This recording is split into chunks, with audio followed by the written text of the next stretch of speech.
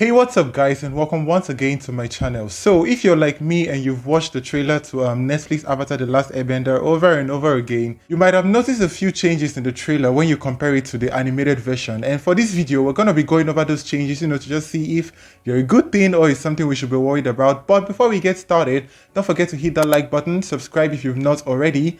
And with that, let's get into what we have for today's video. So right from the opening of the trailer, we saw something which was not present in the animated show. We got to see some airbender actions, probably from a flashback to when the Air Kingdom was taken down by the Fire Nation. And in the animated show, we only got to see the ruins of the Air Kingdom when Aang went back home hoping to see his people, but then everybody was already dead. And then also in the final season, in the episode the Fire Lord and the Avatar, I think, when Avatar Roku reveals to Aang that he and Fire Lord Sozin were actually friends growing up, and then everything that led to the war. But it wasn't as epic as what we're seeing in this trailer, and it's even surprising that we're getting something from the final season in the first season. So is this a good change? Well, in my opinion, I think it's epic that we're having this in the first season.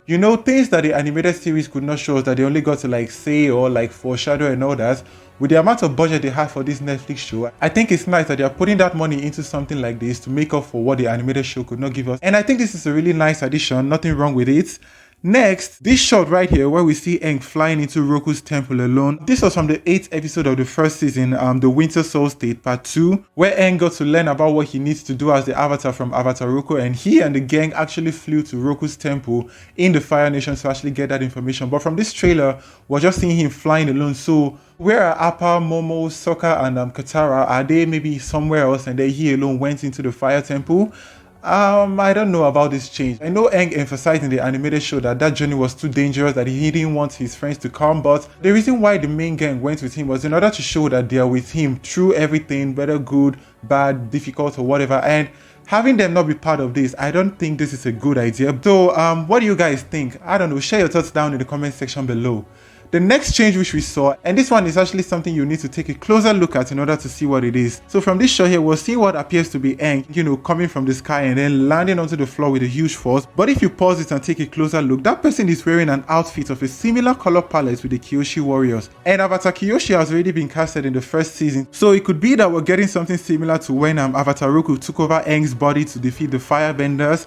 But here is Avatar Kyoshi taking over Aang's body to defeat Zuko and his people. So in my opinion, I think this is a good change. It's not something that we can panic and be like, oh no, why are we seeing Avatar Kyoshi now? A little more action and just bringing in characters to spark excitement. I don't think it's a bad idea, and I think it's a nice touch. So those are the major changes I saw from the teaser trailer when I compared it to the animated version. So far so good. We haven't seen anything that made us go, oh, they're changing everything, we have to panic, they're gonna ruin it. So I think that's a good sign. So even though it's a good thing and we all want them to be faithful to the animated show, it's not a bad idea to have new stuff here and there, just to make the show fresh and at the same time give us something we already love. So I think we're on the right path. So share your thoughts down in the comment section below. Did you notice any change from the teaser trailer when you compared it to the animated version?